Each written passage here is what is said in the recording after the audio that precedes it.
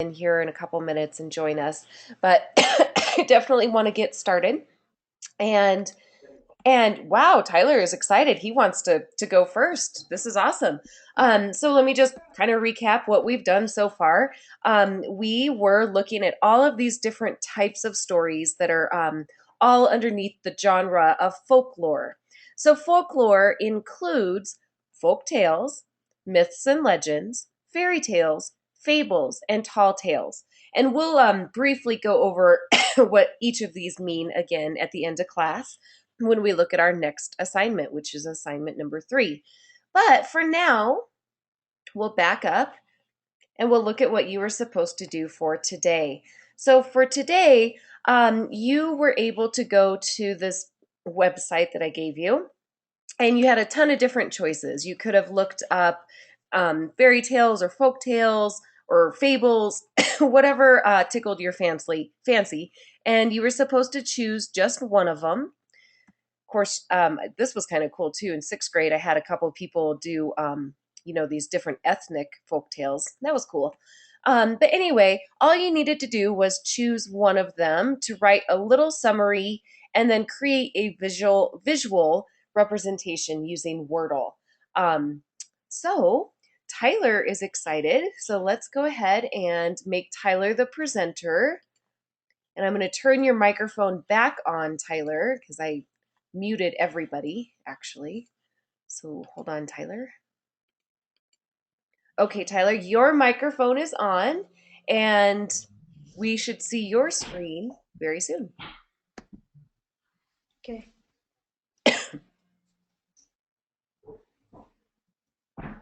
Okay, so now we see your screen, so we're ready. So go ahead and make sure you tell us the title of your folk lore story, what type of story it was, and of course, some kind of summary.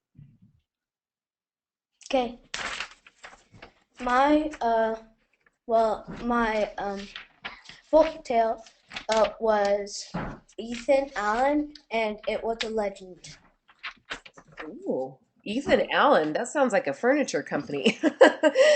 All right. Can you? Well, it is pretty. Well, this I really wanted to choose this one because it was a really fun one. Well, yeah, tell us a little bit about it because not everybody read this one, so we definitely want you to kind of summarize it for us. Okay. Once when Ethan was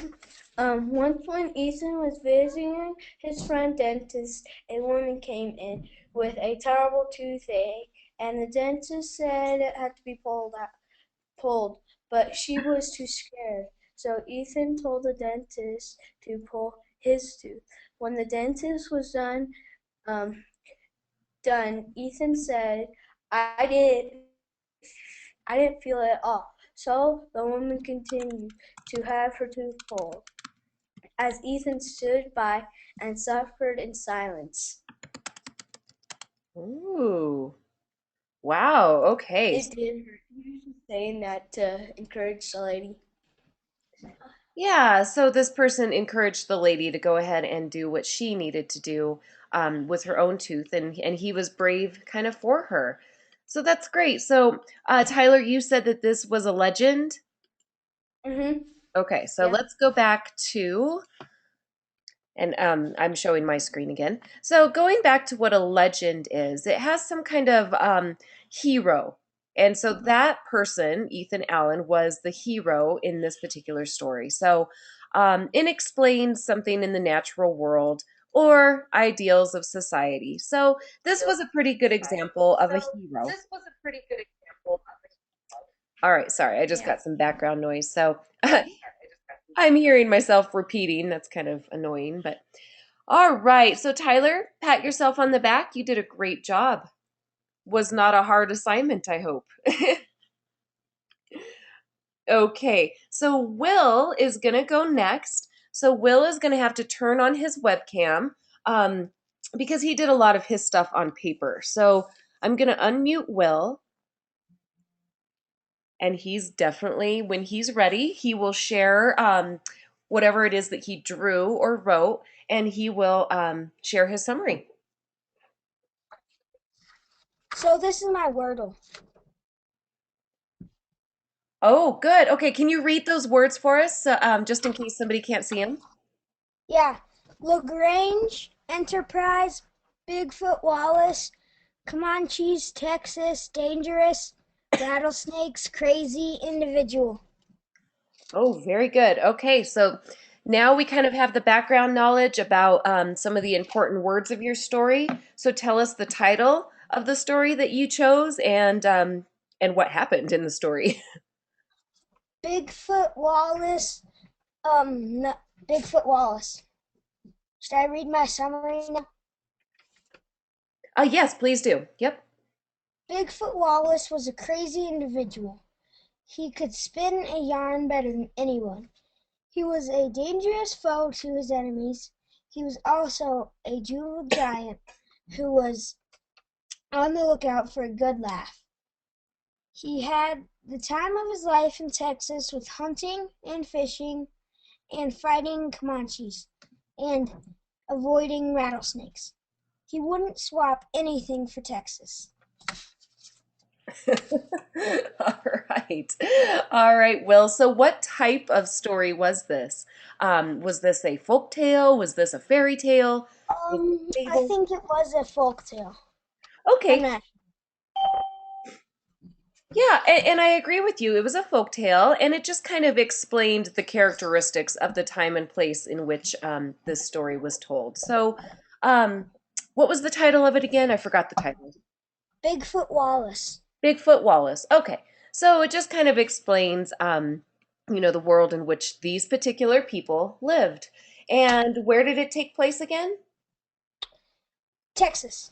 Texas. Okay, so it's an old story from Texas, and it just kind of explained what life was like. Great. It was actually a tall tale, and it's Oh, called Bigfoot Wallace Hickory Nuts. oh, perfect. So maybe it really was more of a tall tale because it had tall tales always have some kind of real big exaggeration. And yeah, they did actually exaggerate in that story. So I think you're right. It would be a tall tale. Good work, Will. All right. Kendall, would you like to go next? Yeah. Okay, I will make you the presenter. So we'll see your screen here in just a minute. Can you see my screen? Yep, now we can see your Wordle. You might, This yeah, scroll down a little so we can. this story was called The Lion and the Beetle. Ooh, that's funny. Somebody from fifth grade actually chose that one as well. So yeah, what type of story was The Lion and the Beetle?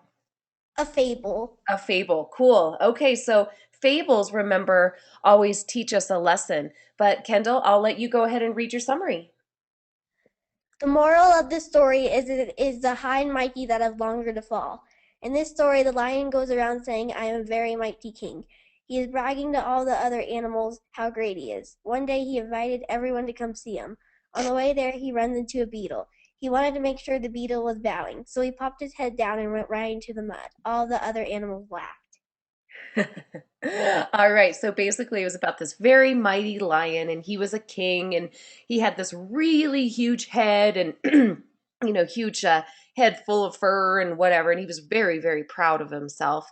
But what happened to him? He was bragging, and basically he ended up falling and kind of hurting himself, and all the other animals laughed at him. So what was the moral of the story? It is the high and mighty that have longer to fall. That's right. So you could see it in that first sentence there on Kendall's screen. The high and mighty, so people who are braggers, they often, have farther to fall. And more people will laugh a little bit harder at somebody who's a braggart and, has some kind of problem like that. All right. So, Kendall, that was great. Okay. So, Thanks. yeah. Right. Okay. So I see Kendall's screen. Hold on. Give me just a second. I'm gonna make me the presenter again. All right. So we have Corbin just joined us. Corbin, why don't you type into the chat if you have assignment number 2 ready that you could pull up on your screen? And Corbin, go while you're typing in the chat to me and letting me know if you have assignment number 2 ready. I do see that not Will, woo, Jaden actually uploaded his assignment onto the site, which was really kind of smart. So let's take a look at Jaden's while I'm waiting to hear back from Corbin. Oh, it's on his other computer. Oh boy, that might be a problem. Okay. Oh, I remember. I got an email from Jaden. He's busy today. That's why he sent this ahead of time. So I'm going to go ahead and read it for him. The Heron and the Hummingbird by Jaden Lewis. So he chose a Native American folk tale. All right. So the heron and the hummingbird both like to eat fish. One day they decide to race to see who would get all of the fish. The heron was slow and steady during the race, but the hummingbird was very fast, but he kept stopping along the way to drink nectar from the flowers. The heron won the race. That is why herons eat fish and hummingbirds drink nectar. Okay, so this was awesome. This last sentence, it explains something in the natural world. It explains why this particular type of bird eats fish and why hummingbirds drink nectar. So, obviously we know scientific reasons nowadays for why things happen the way they do. But back in the old days, thousands of years ago, um, people often wondered why, a bird would eat different things. And so they make up folk tales or stories to just explain it. So that was really cool. All right. So guys, I'm going to show you, let's see what Corbin and my other computer will not work. So Corbin, you're going to have to maybe email it to me later and maybe on our next virtual classroom when we talk about folk tales, we can show it then. Let's talk about assignment number 3, which is actually really cool. Oops, I did not mean to do that. Sorry. Assignment number 3, we have a couple weeks to complete this assignment. So you get to be creative. Now you get to write your own story. And here again, before I show you the rest of this, I want to remind you that there's lots of different types of folklore stories. So maybe you want to just write a folk tale. You want to just, explain why some birds eat what they eat. Maybe you want to explain why every now and then we have a harvest moon. That's what folk tales do. They just kind of explain why things happen in nature. Myths and legends, there's always some kind of supernatural ancestor or being or a hero. And you guys are pretty familiar with myths because you read a lot of Greek mythology. So those are myths. You're very familiar with fairy tales because Walt Disney is a big person for that. But fairy tales always have some kind of magic in them. So you would have to come up with some kind of magical type of character, and there has to be some kind of magical thing that happens in a fairy tale. My personal favorite is a fable. A fable always gives like a human quality to these different, usually animals. But the thing about a fable that's cool is it always teaches a lesson. So there's a million lessons in life that you all know about, and maybe you want to make up a story about a lesson. But I also enjoy tall tales. Those are fun too. The thing that is different about a tall tale is that it has like really big exaggerations of actual events. So things are unbelievable because they're exaggerated. So let's go back to assignment 3. And so you can choose, oops, sorry, you can choose any of those different types. And here is your writing planning guide. So when you click on this, this is just to help you plan your story. So in the center box here, this is where I would put what is different about your story. So if you choose a fable, you're going to probably put the lesson learned in the center box. If you choose a tall tale, choose to write a tall tale, you're going to put maybe what the exaggerations are in the center box. If you choose just a folk tale, just to write a folk tale, you're going to, in the center box, write down what it is you're explaining about life and how things are different. So I'm just going to stop and get a little check for understanding. Let's see in the chat. Give me a happy face if that's making sense so far.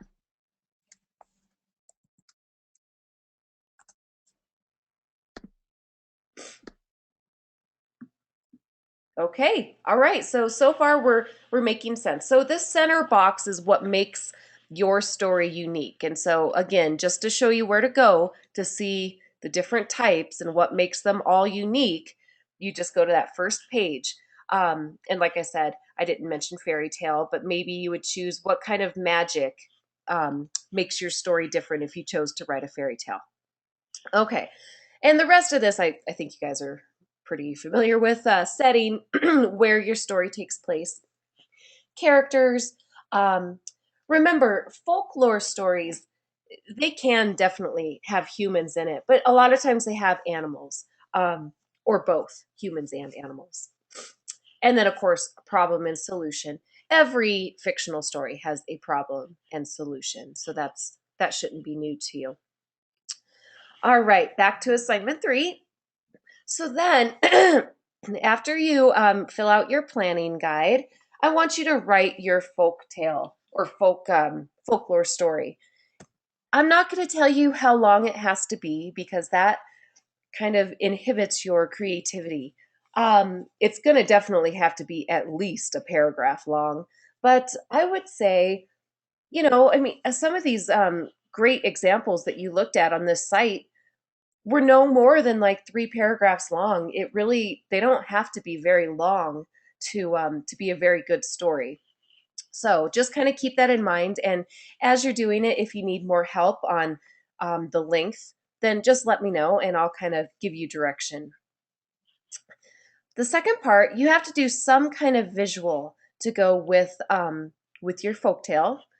And it could be a wordle again, or you could just find images that you like, or you could even draw a picture. So any of those options, or if you want to do all 3, that's great too. But just do at least one, okay? And then on May 13th, we're going to present them. All right, sounds like somebody's on my stairs. We're probably going to hear my doorbell here in a minute, but okay. Anyway, so let's see here. I'm going to turn on your microphones. Let me know if you have any questions. Anyone? No. Okay. Nope. All right. Well, you guys did a fabulous job today. I want you to pat yourself on your back. Start getting excited about assignment number 3. And my only announcement for you is that on Thursday, our virtual classroom is going to be at 8:30 instead of 10:30. And it's going to be all grade levels because we're going to be walking through the tests that we have to take, the interim tests. When are the tests? Do you remember those tests that you took in the fall?